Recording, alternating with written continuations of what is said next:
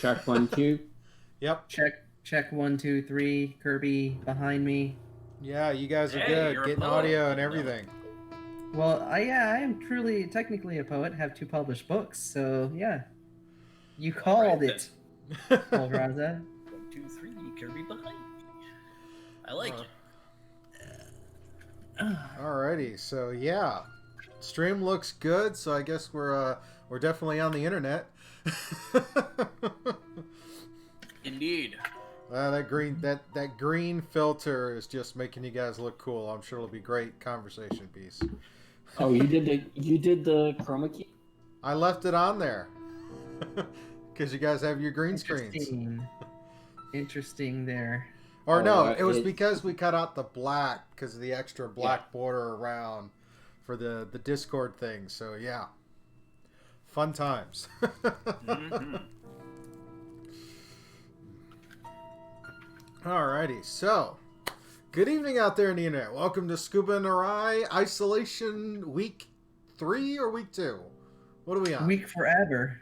Yeah, I think it's like week 3. I think we're starting. For me, it'd be week 4 because I've been working from home for 3 weeks now. So this would be week 4. Isolation to a T, but I still go out because I need to breathe some air. So. Oh yeah, I breathe there too. I open a window, I breathe there. Yeah, there's a nice park. I'd go for Oh, that's a nice breathe. Alrighty, so tonight, of course, joined by Mark, Saladin, and Graza. How you guys doing? And of course, Rive. So how's the imposed isolation affecting you guys? There was an isolation? like any other day, really. Before we're introverts, we don't go out very often. The only difference is I just don't get up to go to work. I get up and walk downstairs to go. Pretty nice. That's a very far That's walk. fair. That's really fair. And some days I don't even do that. Oh, really? Because some days I actually just open up my laptop and don't get out of bed. I have been doing that, except for my laptop's on my table next to my bed, so I have to get up. I preset it up the night before. Yeah, and I have to do training, so yeah, I have to actually look presentable. Yeah, I just do drawing. Oh, so you're spending a lot of time doing video conferencing there, Ryan? Well, not technically, but we have tools to train through, remote. Mm-hmm. We have WebEx, we have Adobe Connect. So depending on what training I have to do, depends on what tool I use. So. Okay. Well, you said you had to look presentable. Obviously, that's why I'm asking. Is are you using actual video not for conferencing? video, not for video, because I'm never on the video. I just need to be presentable, as in my voice. Because if I sound tired, then I'm not going to be able to present the facts or present the material very well. That's fair. That's fair. But no, any kind of conference, I call on my phone. Maybe you could bring it down further towards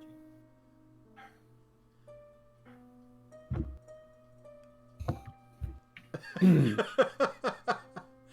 Hold on. Adjust course, my friend. Adjust course. He's remembering his camera presence. How about you? I do. Kirby does. What about you? What about, so for Graza and Saladin, it's pretty much been business as usual. You guys haven't really nothing too bad. Yeah, just taking walks and making sure eat food. Yeah. Sometimes take a run to the store. I'll walk to the store. It's not too far. Unless it's raining. No, we haven't had a whole lot of that. It's like every few days it rains. Yeah, today. Yeah, it did rain today, so. Yeah. I think my team, we normally do a conference call every day, a scrum meeting. And yesterday and today, yesterday my manager decided to left his camera on so we could actually see him for the conversation. And then today I turned my camera on, so it was like, it doesn't feel quite so lonely. Oh yeah, it does. When you're working from home, forced working from home and no interactions, some people get that cabin fever. Yeah, So that's why I always entice to at least go outside and do something.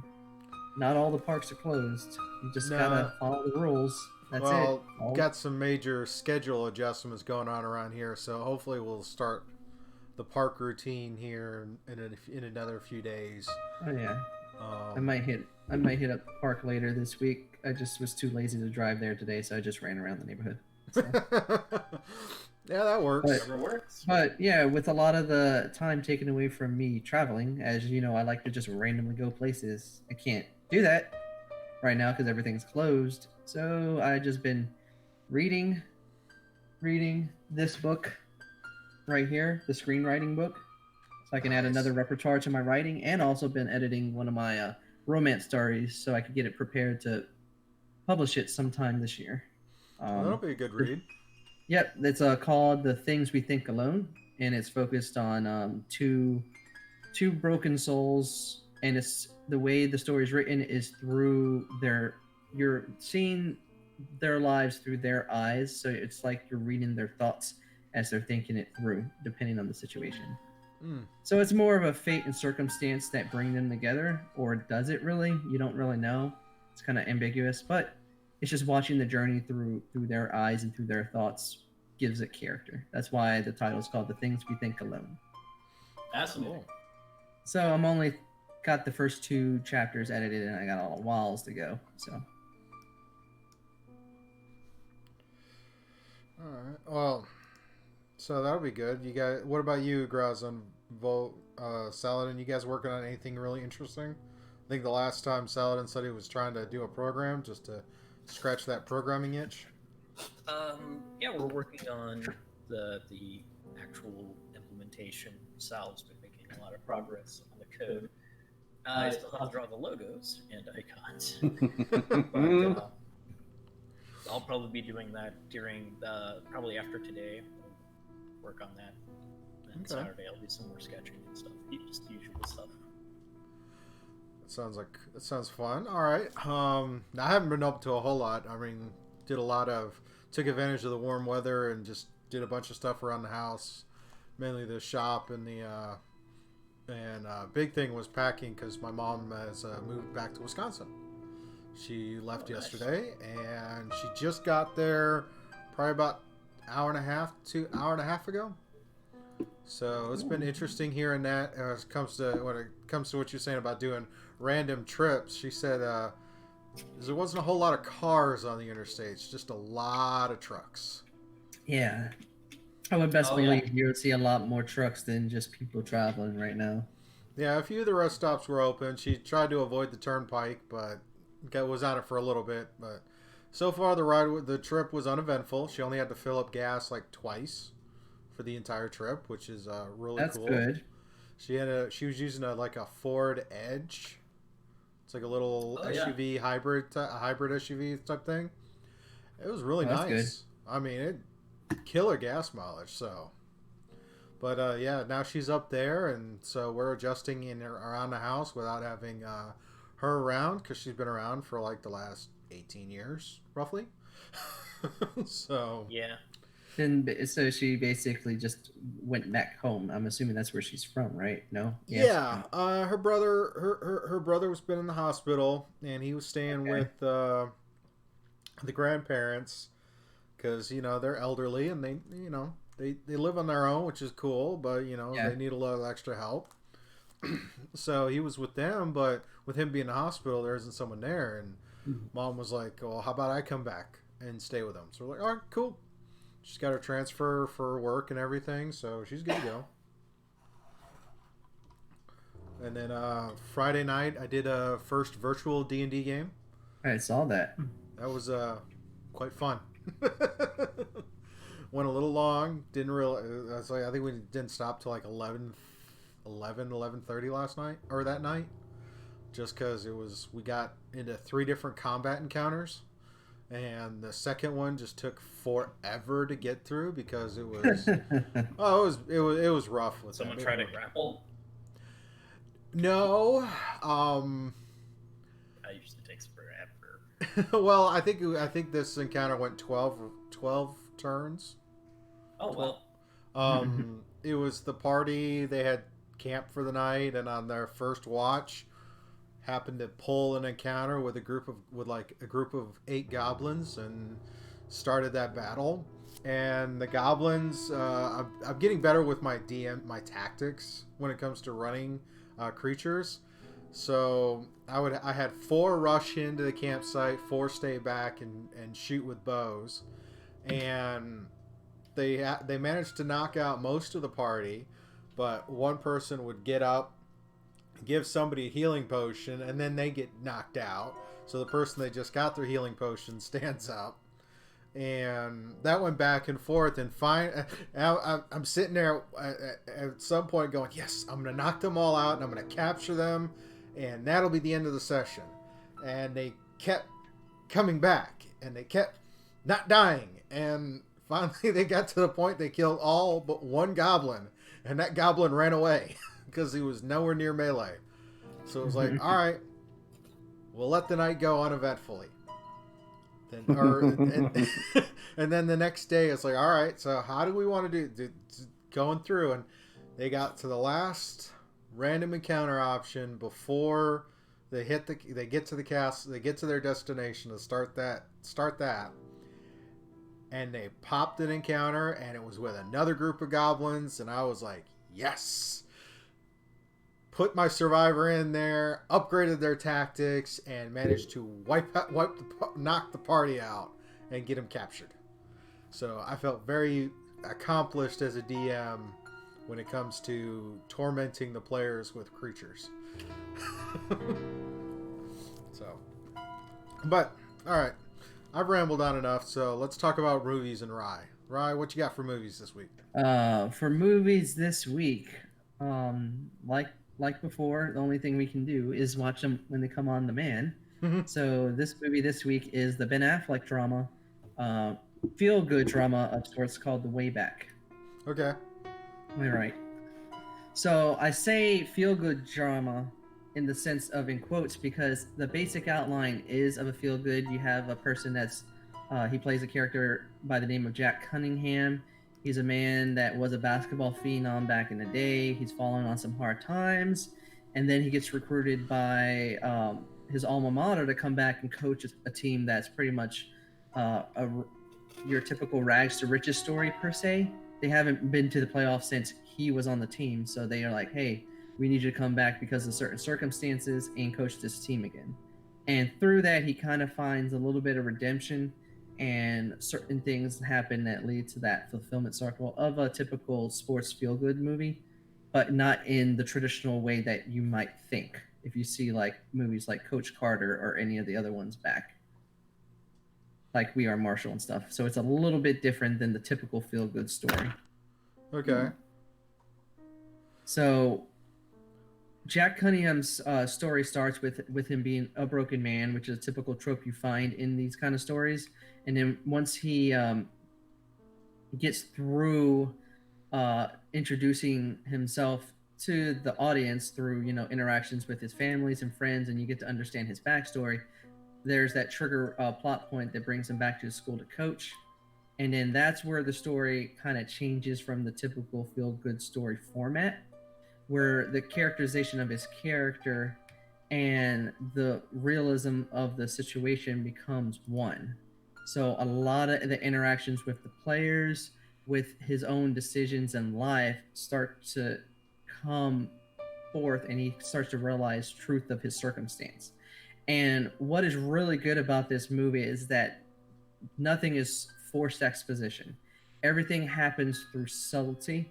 Everything happens through interactions. Everything happens through dialogue. And what I mean by that is, like, say, like you and me are having a conversation. There's no like, aha, Ryan's becoming a better person because he said, oh, I am becoming a better person because you told me to do this.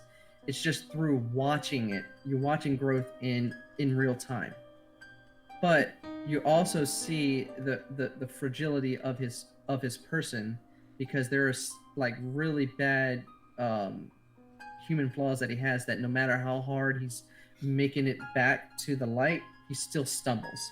So once you get into the third act, the feel-good outline of what it's being based on becomes the red herring of the actuality of events and some of the dire consequences that happen in the end and the climax. But it still has that kind of feel-good ending because you can kind of see a sign of hope without giving any of the spoilers away.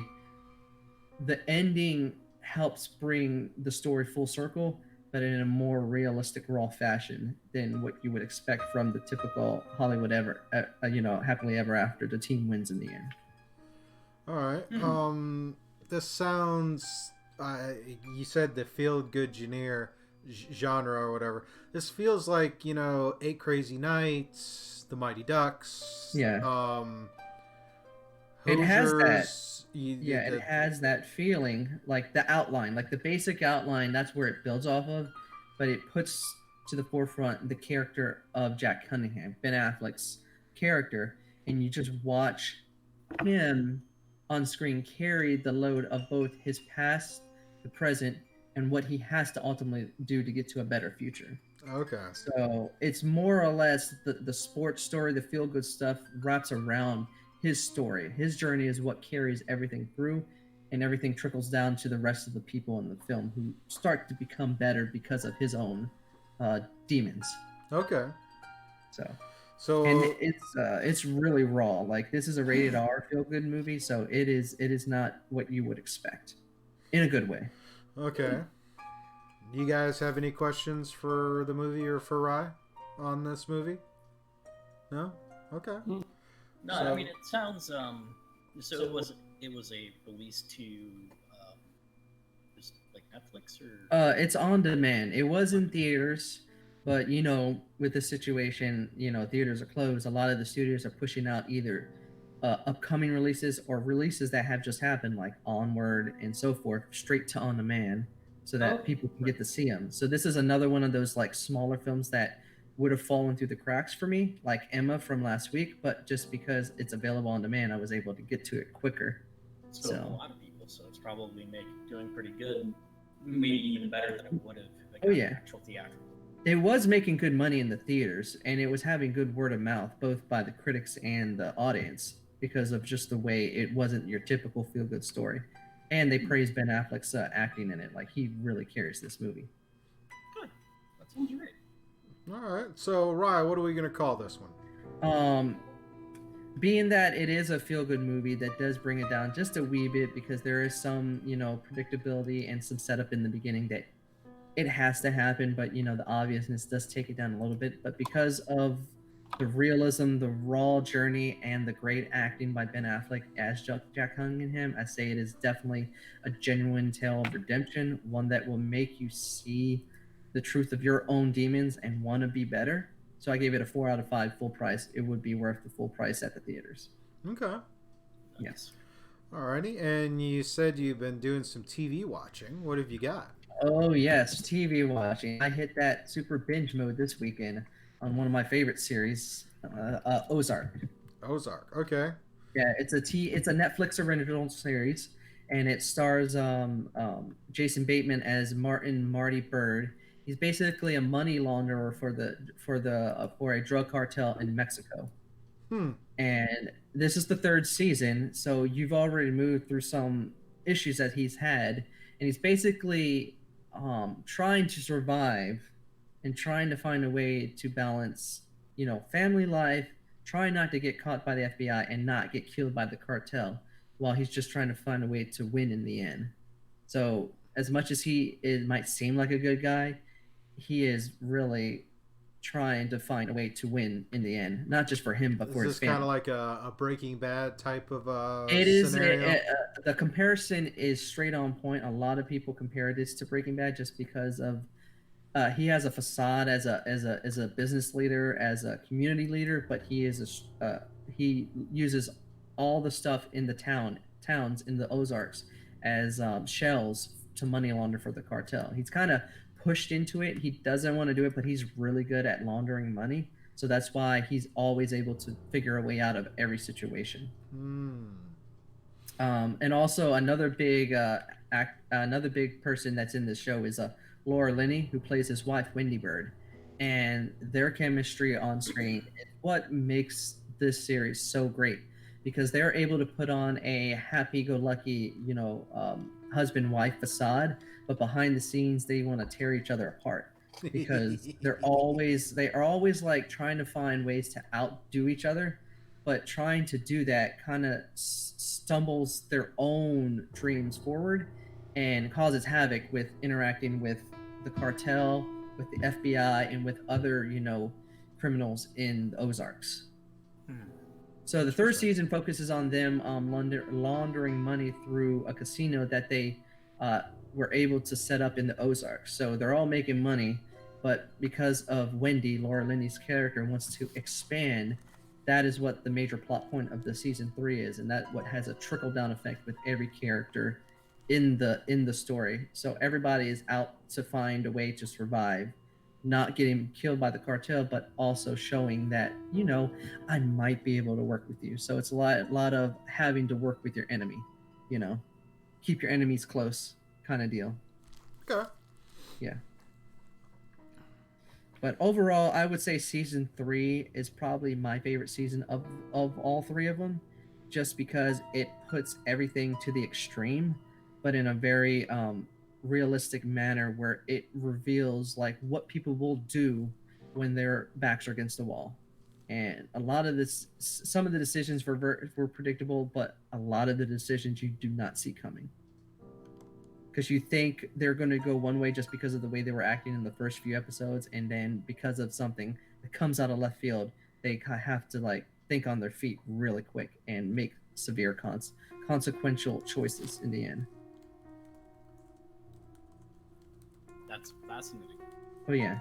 So if you've never watched the series, I definitely would recommend it for anyone, especially if you're a fan of Breaking Bad or anything in that kind of concept, because what makes this show go are the characters. They're colorful, they're unique, they're provocative, they're individualistic, and you never really know what they're going to do because what they say is not what they mean, and then what they mean is not what they say. So it's very good writing in the dialogue because it's never obvious. So it's available on Netflix. This 3rd season's up there, so if you want to binge, all seasons have 10 episodes and they're about an hour a piece. So my wife has watched it. She said it was very good. Yeah. So if I would put it on the rating scale, I would say 4.5 out of 5 on mine. Season 3. Nice. How would the past seasons compare?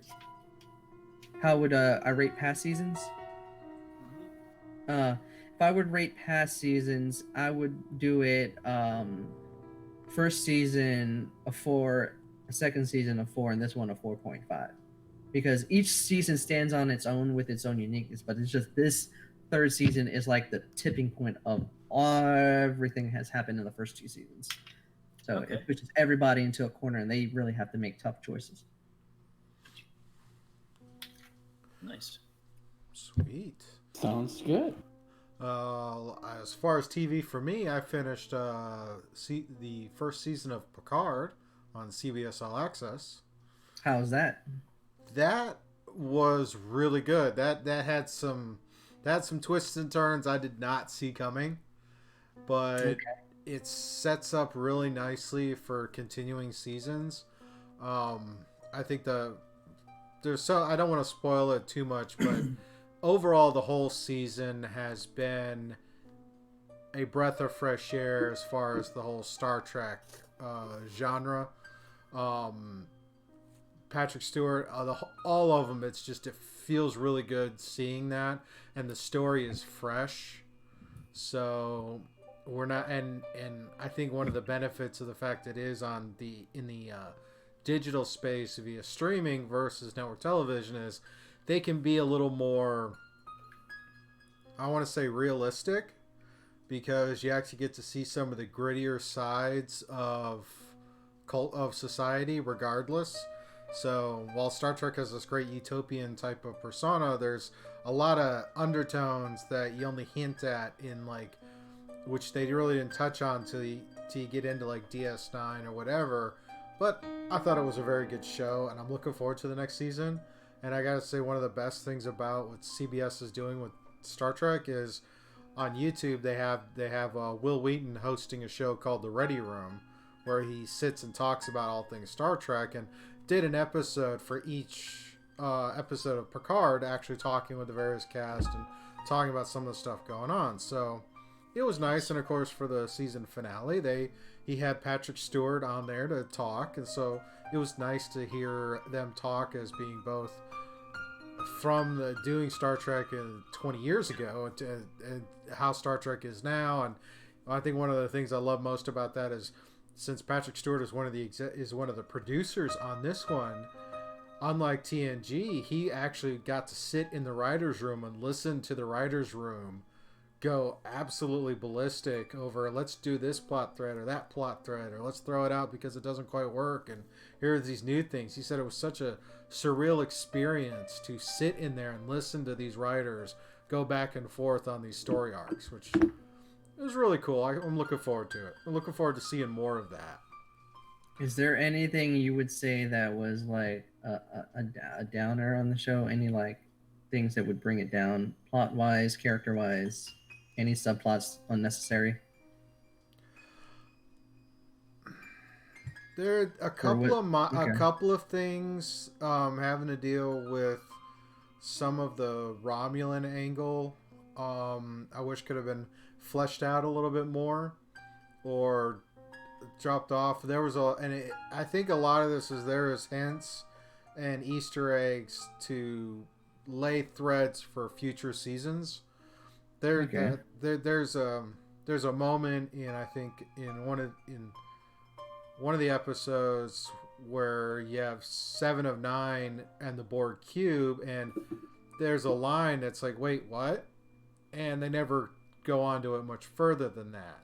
And so it's just kind of, okay, let's see. Some of the plot devices look like this is just how we get person A to this location at this time, kind of deal. So it's like, all right, let's see how things go from there.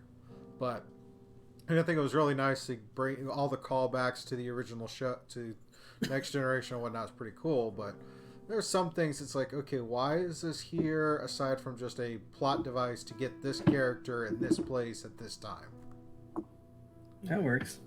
What about you guys? You guys see any binge on any shows? Westworld. Huh?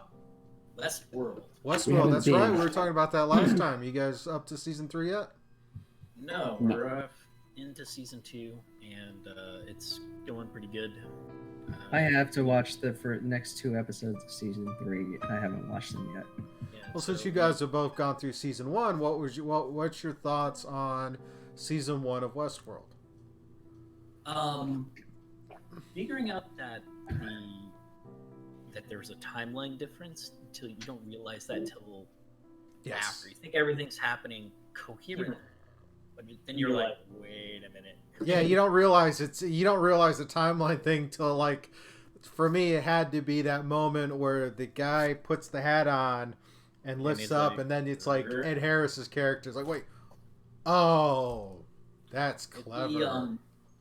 The writing from a film perspective is really good, because you have there's the person writing the story has a continual narrative of repetition.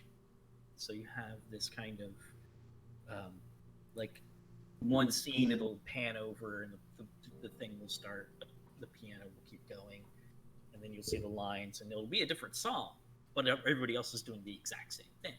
And being able to pull that off each time and throughout literally throughout the entire episode, or in all the different episodes, is quite fascinating, and on an engineering scale, quite hard. So it was something I enjoyed, the little details about those kinds of things. Dolores like putting stuff in her bag and the can rolling down, and it looks like it rolled the same way every time. I thought it was interesting on some of the episodes you'd see, and you kind of and I'll throw this over for Saladin, because you watched this once and then watched this again second time, right? Is there any, I know, just thinking through it myself, it's like there was points where it's like you'd see a character in one storyline, he or she was in this role, and then when this new group of cast members comes through, that character is now in a different role. Well, Dolores' father. Yes, he's that a good was one. The biggest one. Because you figure Peter Abernathy was a big role for Dolores, and then all of a sudden he went crazy and got put in the dungeon. Well, then they put this new character in for the father, and you could tell that it was from something else, and I couldn't figure it out. Well, when we watched back through, it was actually the opening scene of when Teddy was walking through. He was one of the bandits. Ah. It wasn't a obvious, but he was one of the bandits that was an extra that was in the street. I didn't catch that one. The one that I'm thinking of is when Ed Harris's character is going through, and it's like when his younger self goes through a particular area, certain people are playing like the bandit leaders or whatever. Mm-hmm. But when his older self goes through, that person's in a completely different role, so to speak. Well, they did say that they can't keep the same one in the same role because they're going to have glitches in their memory. They did specify that in, I believe it was the later episodes, but they did specify that they did have to switch out characters. Dolores and Maeve were the two longest running characters or roles that they put him into. Yeah, those are the only two. That. Yeah. Yep. But, and they had to switch them out, but the only reason Dolores and Maeve were able to do this was Dolores was so old that she had been reborn, so to speak. There was nothing new about her, but she still had the secondary system that they kept talking about in her. Okay. So like a memory backup in her body. Whereas Maeve was altered by someone and progressed into the character. Okay. Well, how did anything else interesting from the show? Basically the overarching story about what defines life. That was a big topic inside the actual storyline itself, so you have to worry about how the writer is playing that out.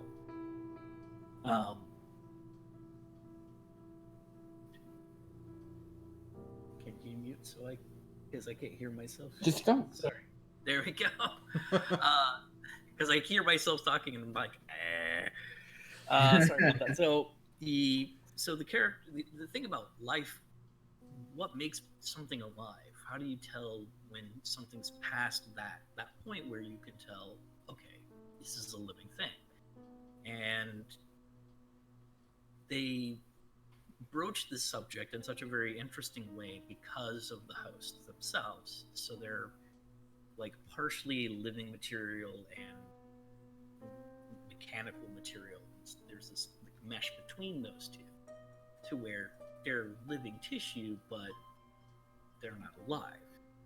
It's that whole thing about consciousness. Yeah. Consciousness. I think it's more consciousness than anything else. It's like what happens when you start to gain consciousness. So yeah, I agree. I think it's great. I think I've watched a couple episodes of season 2, but I haven't finished season 2, and I thought it was quite interesting. So I can only imagine they went further and further with the whole season 2 and season 3.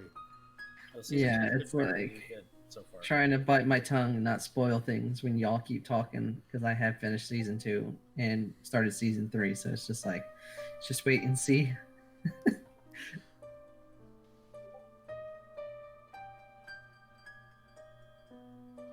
But yeah, I do like how they like play with the idea about life, sentient consciousness, and they further it the further it goes, and pits it with the idea of what is good and what is evil. So that adds another layer to it, especially in season 2. There's a line Dolores uses in, I think it's season 2, where she says, you wanted to hide from judgment, so you made this place so no one would judge you. But who's going to judge? But no one is going to judge us for what we are going to do to you. Yeah, that was a very powerful line. Quite chilling. Mm-hmm. I agree. Because they don't expect them to do that. There's an unexpected result of what if they do. Yeah, it's one of those things where the scientists didn't really think about it. They're like, it'll be fine. We can just erase it. Yeah, well, yeah. Just let's go ahead and just mess with AI and see what happens, people. One of the things I thought was probably the most chilling is if you think about this whole concept of this park and take aside the fact that it was like $32,000 a day to be a guest in this park, but the fact that you could do whatever you wanted in this park really kind of, I think, is a nice psychological element when you look at based on other stories like Lord of the Flies or some of those other things. When you take away societal pressures of expected behavior, what are people going to be like? Like, I think a great case in point is you look at Ed Harris's character. He, outside of the park, is a philanthropist. He is someone who does a lot of good, quote unquote, good in the world. Yet in the park, he is just diabolically evil because he's not. He's just doing what he's want. And the fact that you find out later that he owns a good chunk of the park. Well, you gotta remember, when you're first watching this, you're seeing William or whatever. Yeah. I couldn't remember his name. William. Yeah. So when you're seeing William, we'll say William is the young one, Bill is the older one, because that's what he preferred. So William, the younger one, when he first goes to the park, he is with his buddy, or will be his step brother, because he's going to marry her sister. Yeah, his brother-in-law. Well, now, you got to keep in remember, when he first got to that park, he did not want to do anything bad. Mm-hmm. Anything at all. Mm-hmm. And then that's where, when you started seeing, and you realized he put on that hat, you got that feeling of, oh crap, this is where he changed. And then in later episodes in 2 that we're watching now, you could see this more progression because of how they did these episodes. So it's kind of good looking at episode or second season to see that progression. In just this recent episode that we watched, they did a progression. I'm not going to give it away because for those that might not have watched it for some odd reason.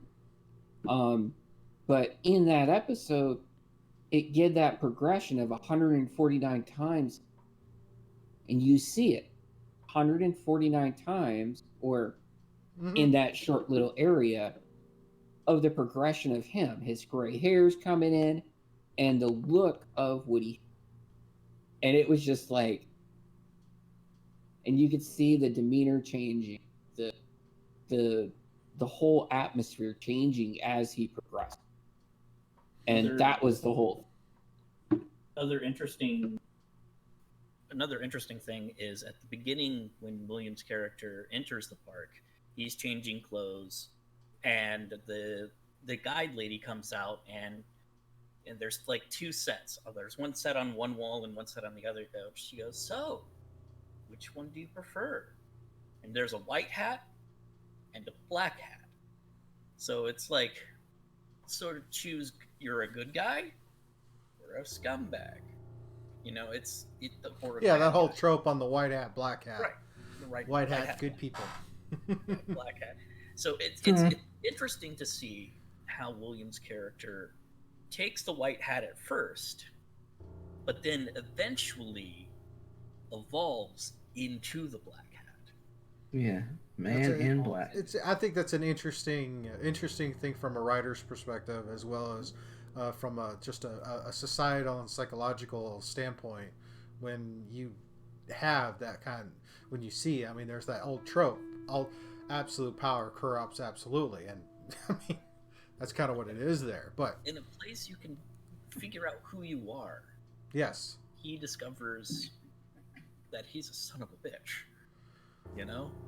And you know what? Sometimes that's what you need. I mean, it's weirdly, because I'm going to make this next leap in the fact that that's actually very, very much what we're seeing now during this whole the whole shenanigan is you strip away certain things, people will be who they really are at their core. At their core, they're like this. I mean, it's amazing how many excuses society will make for people. But once things hit the fan, all of a sudden, people's true character comes out. And you're just like, wow. I mean, I can't even be surprised by it anymore, personally. But it's interesting to see those things as they occur. I mean, we had this kind of expectation of society where goods and services are provided. You go about your daily thing. You don't bother other people if you can't help it. You know, but when those filaments start to like become thinner and thinner as they're stretched, people start to become desperate. And when people are desperate, they do desperate things, and they do things that are self-serving because part of human nature is survival. They want to survive, and if that means being a son of a bitch, then that's what it means. So be it. Oh yeah. But I think that's a fairly interesting thing. So, all right. So we covered movies and TV, and I guess we're rolling into other conversations. There was a topic from last week that we never got to, and that figured it'd be a nice conversation piece to go with.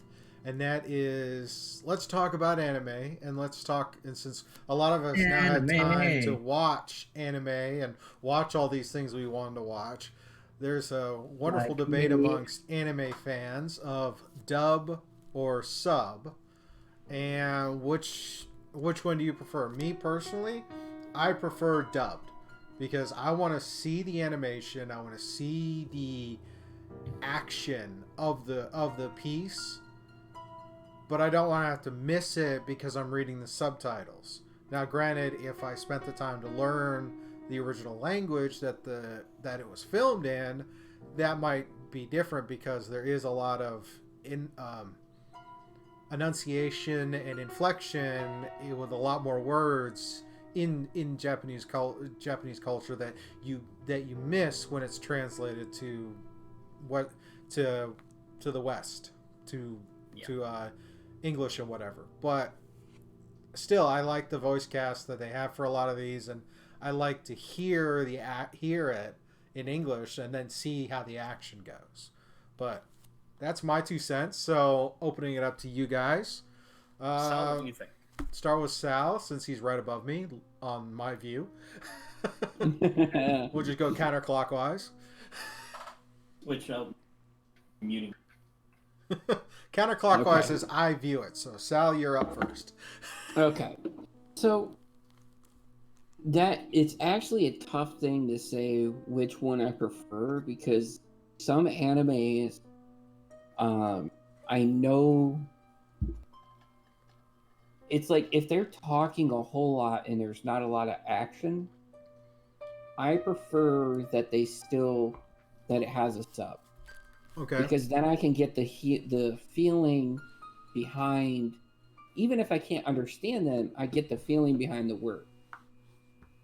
Whereas dubs, you really don't, because they have to make it. Because I was just actually watching how they do the dubbing for Pokemon. So when they're doing the dubbing for Pokemon, they're trying to get it what they call is in the flap. So if I'm talking, they're trying to get the words to match closely as they can within those flap and make it somewhat in the context.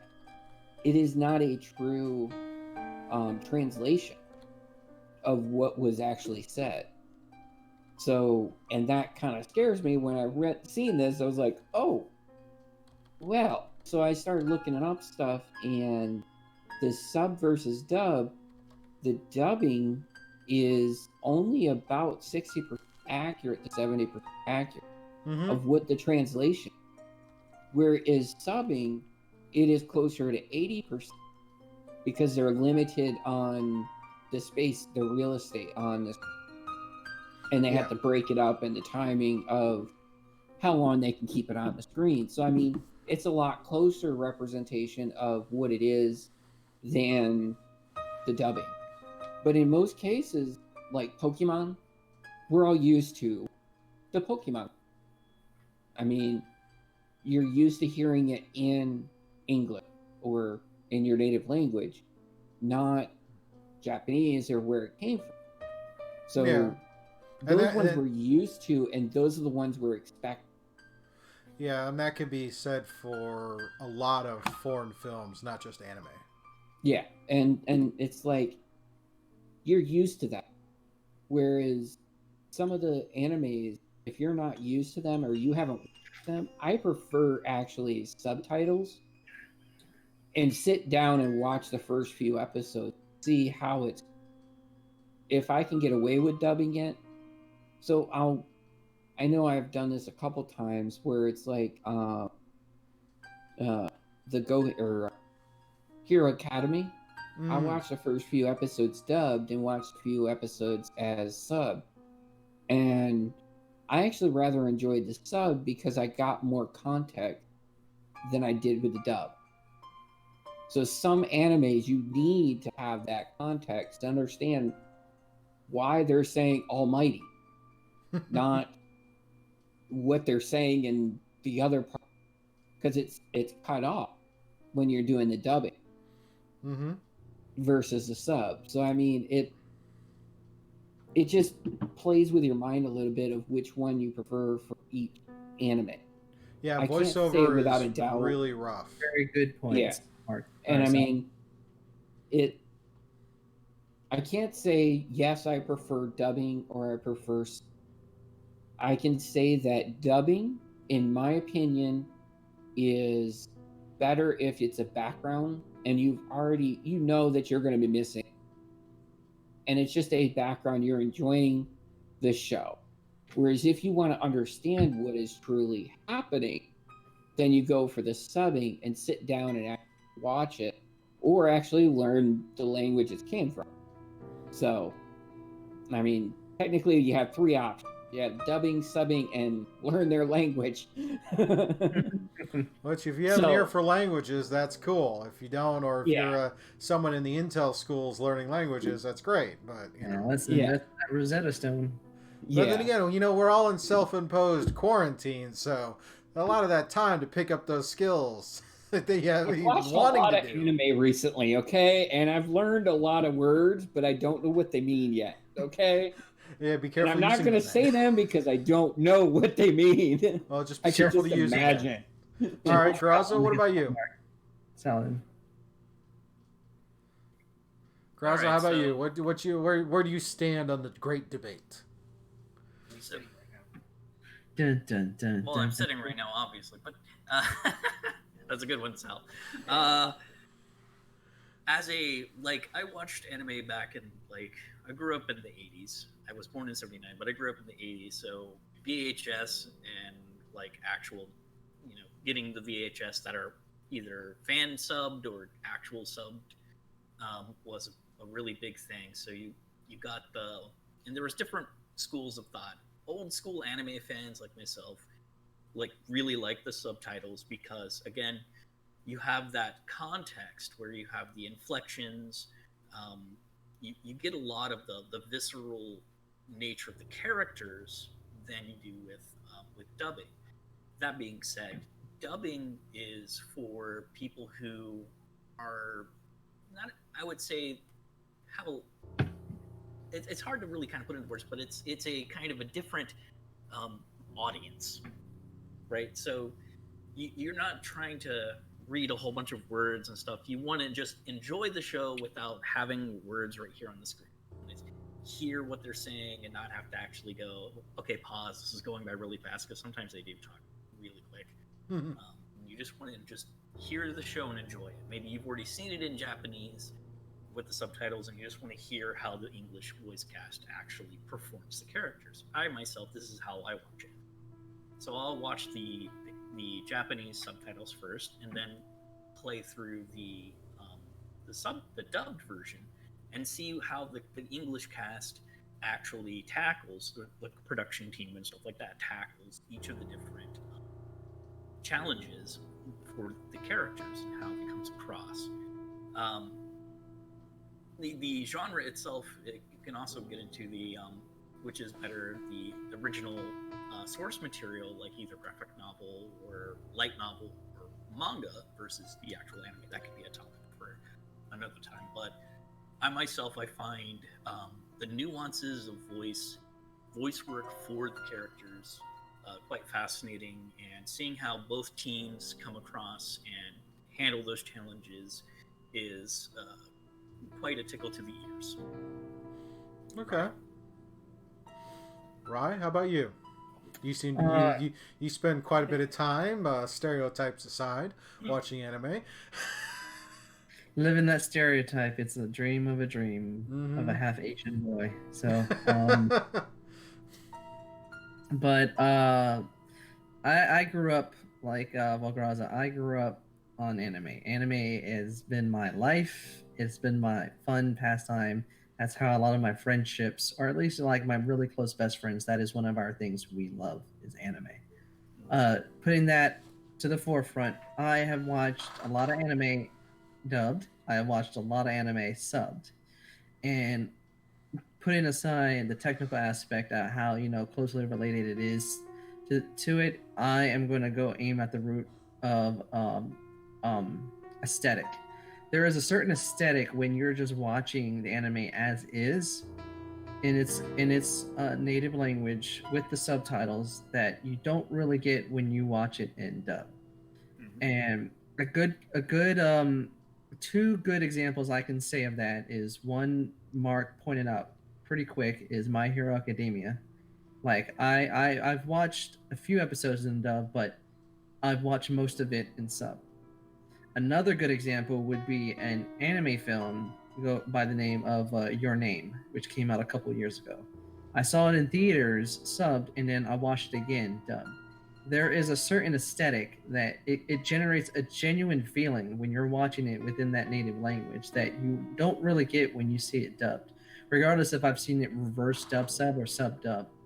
Because my favorite anime of all time, Cowboy Bebop, I've watched 100 million times, most of the time in dub, but I have seen it sub.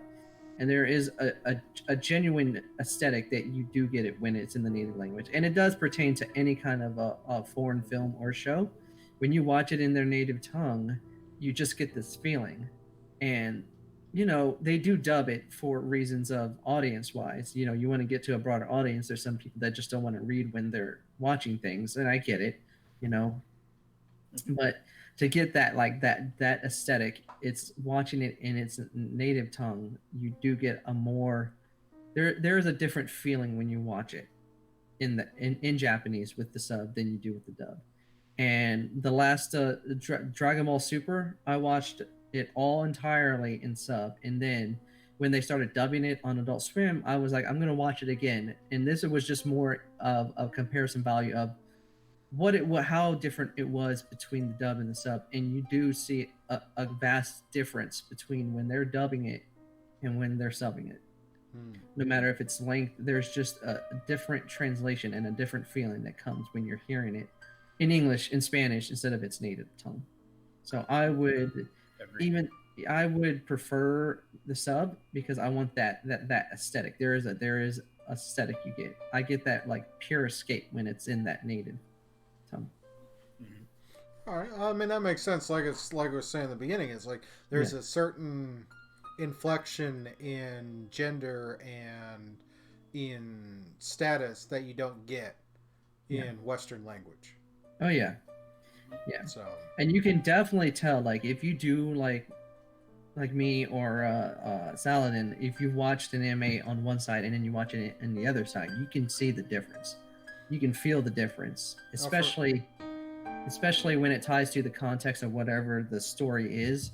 So anything from My Hero to Attack on Titan to old shows like Rurouni Kenshin or Sailor Moon, you can tell a difference when you're watching it in the dub or sub.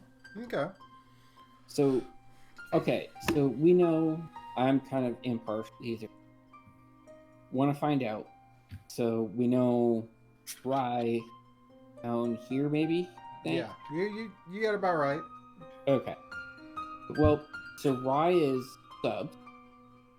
Now, what are you, Scuba? I said that at the beginning. I prefer dub. Just because I want to see the story. I know that there's a certain element that's missed because of the inflection. And subtitles... I find subtitles lacking in a sense that you were saying, it's like you don't get all of the dialogue. You get enough to get you through, but you're not getting everything. And even subtitles, you're missing out on inflection, which you're only going to get by listening to the words. I've only seen a couple of animes or anime style films that were in the original Japanese, and you could tell the inflection, especially the gender based inflections, and some other things that you don't get, and you obviously Western language does not carry over. But I also, because I follow a lot of the various voice actors via Critical Role and other things, it's like they go through a lot to try and get the dialogue in, because someone translates the script and they have to try and get like 10 words in like a couple of seconds of dialogue. So there's a lot of it's like, and like Graza was saying, there's a lot that goes into the craft of doing a dub. Yeah. And yes.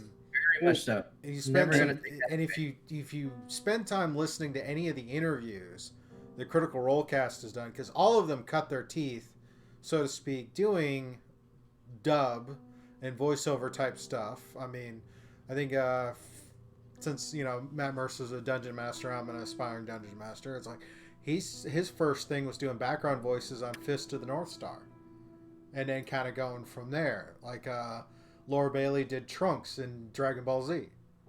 Oh yeah. And of course, Laura Bailey and Travis both did Full Metal Alchemist and Full Metal Alchemist Brotherhood, which are great stories. But it's honoring that performance and the fact that you could I haven't seen a bad dub. I really haven't. Well, you have to travel back further in time to see the bad dubbing. Oh yeah, I'm sure. I mean, you still see it. It happens. Like certain studios. Yeah, but there are certain voice actors. If you see them in the list, you're like, oh yeah, this is gonna be a good time. Yeah, because you can you'll recognize them. Mm-hmm. Yeah. As for myself, I do prefer subtitles, and then I will watch it in dub. So I'm more of a kind of middle ground where when my first watch through, I'd like to watch it in Japanese with the subtitles, and then if there is a dub version, again, just see how the English casts actually think. So that's for my particular case. But I think the overall consensus is that it varies per person on how you want to enjoy the medium, and there's no real wrong way to do that. No. But there are cases where you have to figure out is it okay if you want to miss some of the stuff? Are you okay with that, or you want to go delve deeper? So some of the hardcore fans prefer the Japanese. Yeah, if you're a hardcore fan, then you'll know the difference. But like the dubbing, you get that mass appeal. And if you're a person that's never seen the subs and just watched the dubs, then you won't know a difference. But Gogeta right here, he definitely likes subs. He's very pumped up. Look at that face. He's really pumped up. Look, he's very pumped up for subs. We've seen you grab that. Okay. Yeah. He only needs his foot to defeat you. Well, yeah, look, just that, just kick. Just this much. And I have a lot more up there that could vote for sub. So Yeah. I think I have the one of the few animes that I will watch in sub, and that's only because I really like the anime, is Final Fantasy: The Advent Children. Oh yeah, that was Because good. that one, that's really good. that one I think is the only one I've actually sat and listened to in sub, just because I really enjoy that particular anime. Beautiful. Beautiful. It is beautiful. All right, so that was good. And obviously, with anybody in the comments, if they watch this on YouTube or here in the chat or whatnot, by all means, shout out, give us your opinions on this. We always appreciate some feedback. And if anybody's watching, if they weren't sure what that was Super Saiyan Blue Gogeta from Dragon Ball Broly. Broly, okay. Nice. So, I guess one of the other things is we normally talk state of game. And it wouldn't be fair to be sitting here on Twitch and Mixer and everything else if we didn't talk about a few games. So let's do our video game chat. Let's start with Graza. Let's start with you. What video games you've been playing, my man? Well, it's usually just the two. Sometimes others, but Stellaris and Space Engineers. Stellaris had a recent update with Federations, and they've done a huge overhaul to the game for like. It's I think it's back on sale on Steam. Yes, if you get a chance, if it's on sale, definitely purchase it. If you like, it's like Sins of a Solar Empire. If you like that type of game, it's real time, so it's not like you hit a turn button and then you wait and you hit another turn button. It just goes. You can pause the game if you want to, but in multiplayer you can still pause, but the host has to. But in multiplayer, it's like, oh gosh, I got to scramble around and get my resources and send my research ship over here. But it's a great game, and it's vastly different than Space Engineers itself, because in Space Engineers you just start off, you get like a respawn ship, you land someplace, and then you have like your base materials, and that's it. And you're like, okay, gotta survive and build things to not die. Yeah, that's fair. And then the whole interesting thing is, if you land on a planet, the process of getting yourself into space is quite challenging and also quite fun. Okay. Saladin, how about you? What games you been playing?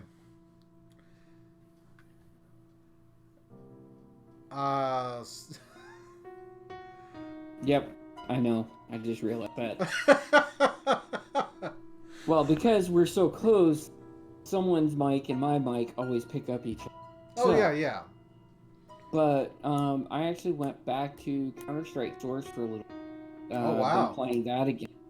I have a server that I play on that I can't stream. Not at all. No, that's fine. You don't have to stream to enjoy a good game. Oh, I know that. But I would love to stream. That'd be a fun game to stream. Oh, it's a great game to stream. A server that I'm on in particular, I cannot stream it. So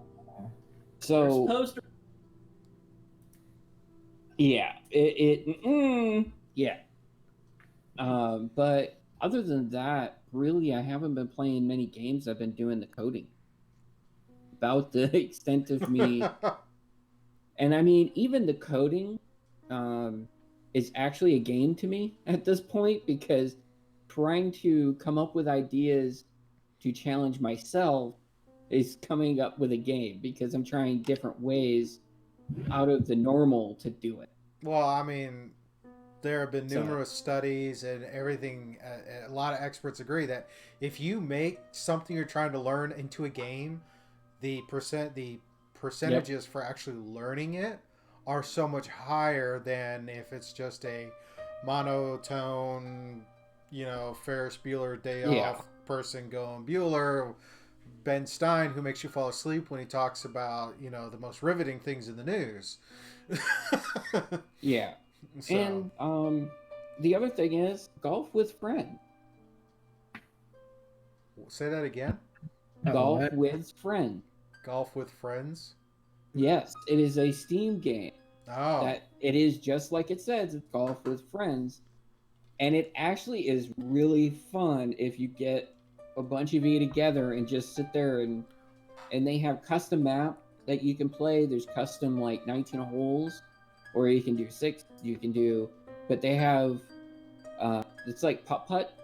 Okay. So it's and you have a lot of obstacles that they can put your way, and some of them are not so nice. There is one that we call a dog. It's a sheep that runs around on a little track. You would think, okay, we're gonna miss it. No. Swing, and no. You hit that sheep, and you go flying, and you hope in the right direction, because on this particular map, you hit them and you go a certain direction, you can actually skip, because it's a 5-hole or a 5-putt. Well, yeah, you hope, but you never make it. I've made 22. I have yet to make at least under 20, I think it is. Someday. To get to the someday. Yeah, someday. But, Other than that, really, it's that and PlanetSide 2. I don't know if you're familiar with that game. Mm-hmm. I've heard of it. They just did a big update. And this big update, they have can't remember the name of it. Don't hate me for the PlanetSide 2 players. I cannot remember the name, but it is a big carrier that a guild or platoon kind of thing can recruit or get. Well, they have to get resources and that to make it. Well, recently the platoon that I've been in is recently trying to make a comeback into Planet. So I've been tasked with doing training for all the new recruits, which is so much fun. It sounds like it. I'm sure you have great training stories. Let's just say, he's heard some of the comments that have happened. But we'll just say a younger crowd joined in. That's relative, right? And shut up. So we'll say that there was 10 in this training group, and it was a simple clear the room training. Clear for the window. Well, it was actually the window that got them, because I had another helper and he had a jetpack. He went in the window, and if they didn't check the window, he shot them. They all complained and left the guild. Gee. That's funny. I got my tiny little violin. Can you hear it? Oh yeah, it was hilarious because they lasted 6 hours in the guild, because that is required to join the guild now, or platoon. You have to actually go through the training. Okay. Because if you don't go through the training, yes, all these other platoons and stuff, they're like, okay, you got a high ranking, you can go in, you can start battling, you can join the platoons. Our platoon is trying to make a nice cohesion. We're not training you to be like, oh my god, but we're giving you the base.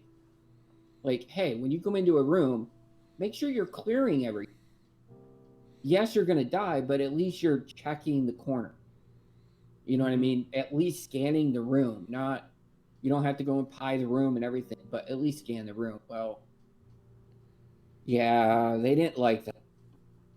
They failed immediately in left. All right. Well, Rye, what about you? Games? Yeah. Well, let's see. I mean, there's got to be something you do other than watch movies and anime.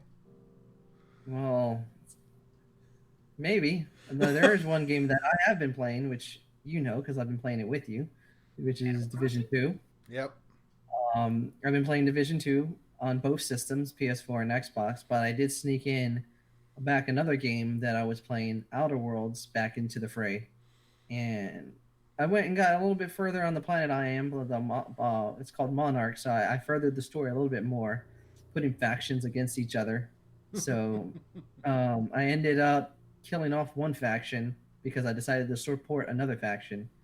but I did it because I trusted my gut and I didn't like what the other faction was going to do.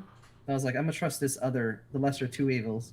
So I was like, I gave them the device that I went and found, and then just killed off the other ones. So Nice. So that's where I'm at in that game. That's I've been debating. You're with Division 2 on PlayStation. You're doing the Warlords of New York, right?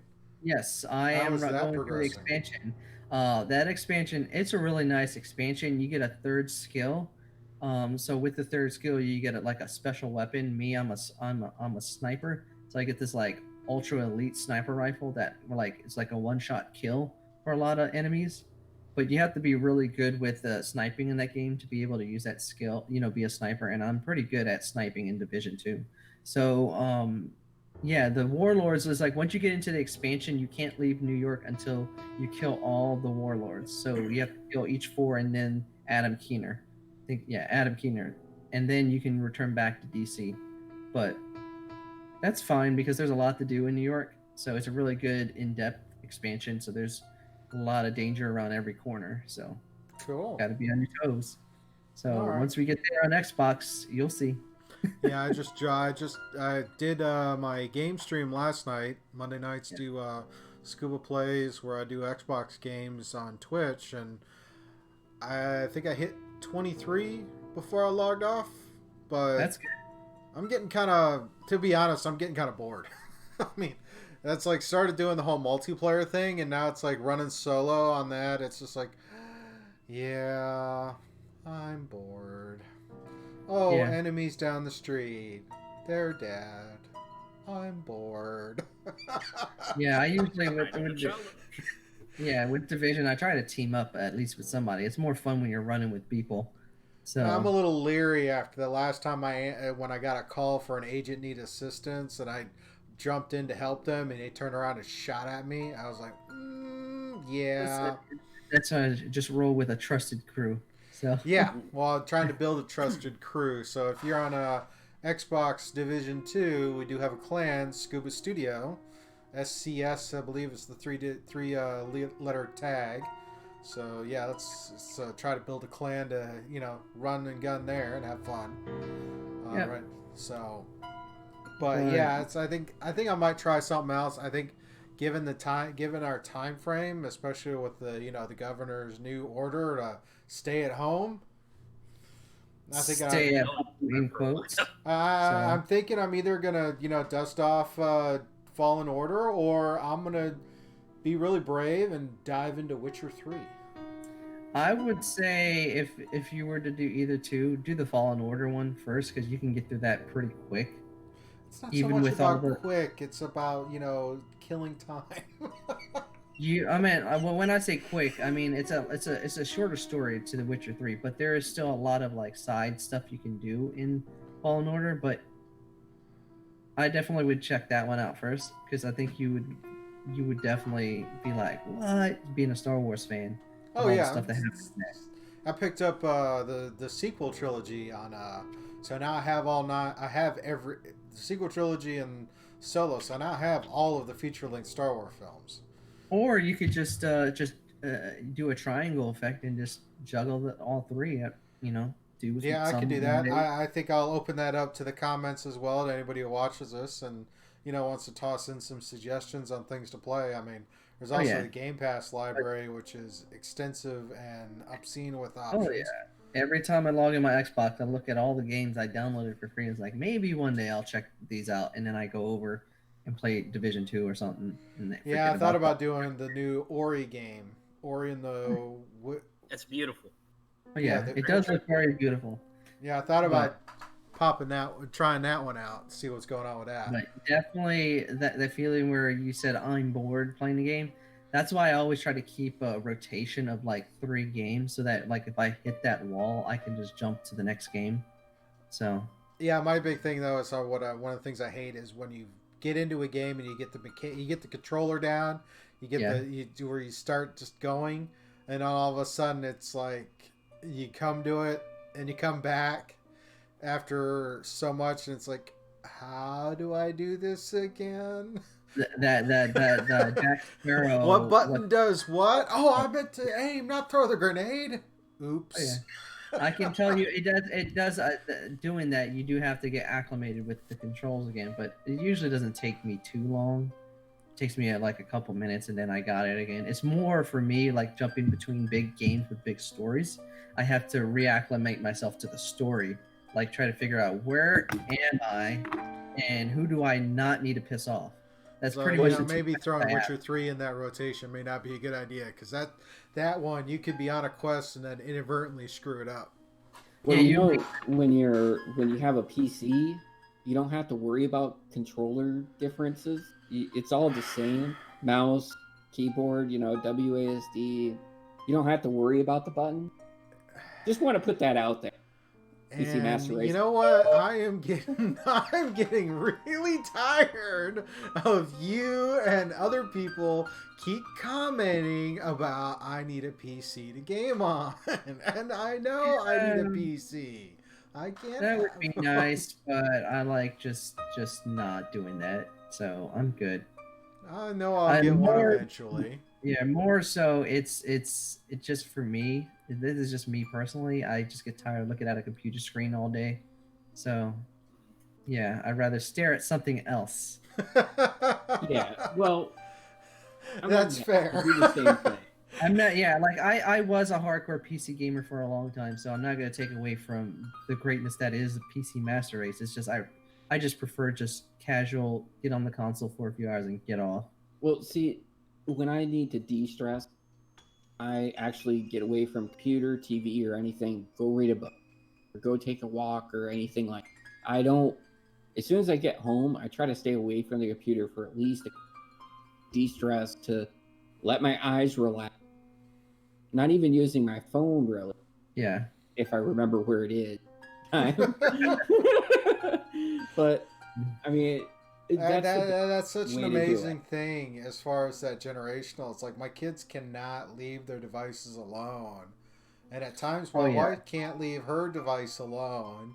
Yet me, I'll set mine down and be like, I think because a couple other games I still play Cells to Singularity and Lemmings, and I have, no kidding, been playing around a Lemmings. Once I figure out the path and I let them go, I'll set the phone down and look at something else, and then like an hour will go by and it's sitting there. Oh, I completed the level. Oops. Oh well. Yeah. Content level 2. Downsize, my battery now has got no life to it. Say again? We could talk about that next. Yeah, we've been going about an hour and a half now, so I think we're pretty much good for this week. Sounds good. We might come up with a way to do gaming. Oh, yeah, we were getting... Okay, we'll take a few more minutes and talk about that, because that's actually something I wanted to talk about, is the fact that, as I alluded to at the beginning of the show tonight, I did my first virtual D&D session. Yes, you did. I had an absolute blast, and I realized, okay, I want to do this again, but I want to have a dedicated camera for the battle map. So we've been talking offline about setting that up, but there's so much influx on doing these digital games. It's crazy. So, and I see we got more people in the chat or watching us, so it's like, hey, welcome to the show. Sound off in the chat. Let us know what you're thinking. Have you guys tried any virtual games other than like D&D or board games or anything you've been checking out? There is a lot of ways to play, board games, online versions, but I haven't scoped it out too much. I know you liked one of the things I shared on Facebook about Cards Against Humanity online. So yeah. And last week we did do Small World, and we were going to do Munchkin tonight. Unfortunately, again, governor said stay at home, so got to stay at home. Yeah, the one night I'd be like, it's not going to happen to me, and then I'll be the one pulled over. Yeah. Your car's a little too conspicuous there, right? And I drive too fast sometimes, so. Oh, yeah. You don't drive fast, trust me. Well, I know you drive faster. I'm just saying. But I'm more conspicuous. I do have the red car, so. Which I oddly have a enough, I Dodge did. Dart that looks like a police car. So they're always looking at me. While as other people are thinking I'm a police car, they slow down, which irritates me more. But anyway, Yeah, There I know are I'm worse Patrick, fates, I'm always man. There behind you are on worse everything. fates. yeah. But anyway, yeah. So we might be able to do a board game, but we might have to work out how to move the pieces. Well, I mean, it's if I host the game and whoever, if I'm hosting the game on a table, then I can move the pieces around, and we'll just kind of go through that. You just give your input. Then again, Yeah. there's also the fact that games like Ticket to Ride, Small World, and a couple of the Eldritch horror games like Arkham and whatever, they all have a digital component to where you can have all the board players go. I mean, Steam has got quite the library of games, board Yeah. game and other. Well, We could there's also a couple sit games here- on there. We I could also have- sit here if you guys are interested. We could also start playing an actual dice game. Like I've got that Shadowrun thing up on the wall, or all this wonderful D&D material to work with. Well, we won't go into the D&D. That's another day. Okay. But I do have a table simulator. I mean, there is quite a few avenues that we can do digital to keep us there- entertained. Yeah, But- there's websites. We all have Steam here, so. Yeah, Well, I we just all don't have have a lot of Steam, those but- games on there. But We all have Steam, but someone doesn't have a computer supposedly. Even though there's one in the other room that's brand new. that is for the kids to do their schoolwork, not for me to use for my projects. Yeah, I can always game on my laptop. It's not a super duper high tech machine, but it can play games. So Fair enough. we did. Well, I did play Torchlight on this with you, Scuba. So yes. And the stream box does have enough to, play some games on there. speaking of games, I have started playing Torchlight 2 again, but on my Switch. Nice. I just needed to do something while I was waiting for my car to get in service. So I was like, let me play this. Loot. So We're up to an hour and a half. Yeah. all right. I think we're good. So real quick, how does anybody find y'all, to chat with y'all, that kind of thing? Let's start with Rye and work our way clockwise. You can find me on Instagram under Incubus Trav. Send me a message, friend request. All right, Graza, where can we find you at? You can find me on Twitter at JaminAllen1, and you can see all my art that I post. All right, Saladin, what about you? Where can we find you? Discord. Discord. All right, and Twitch, right? Yes, Twitch, Saladin1980 on Twitch. Should be able to find me there. I do plan on streaming a little more, hence The green not screen. so green screen right now. I have to actually get a new camera. Yeah, I think I'm going to be downgrading So- cameras on this to put one over on that other computer we were just joking about, because the school system is finally getting their digital learning or classroom environment together. So supposedly with But- phase 3, they will start having virtual classes.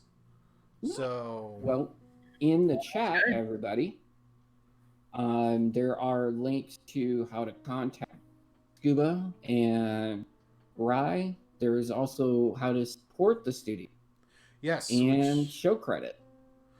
which got to do a verbal shout out to Syrinscape for the background musics we were hearing. Today's sound palette is from the Waterdeep Dragon Heist sound set, the Troll Skull Manor Dark Music. Sounds familiar. Well, it's quite a bit of fun, and I'm looking for. I'm enjoying that. So definitely a shout out and a thank you to Syrinscape. There's a link to our info on Syrinscape. Click there, and that'll let them know that we sent you over there to check them out. take your games to the next level there. Of course, you can find me on social media at Scuba Cod and Scuba Studio. So with that, I think have a great week, great weekend. Enjoy the isolation, and we will catch y'all next week. Survive. Survive. Are you sure? I don't know if we are going to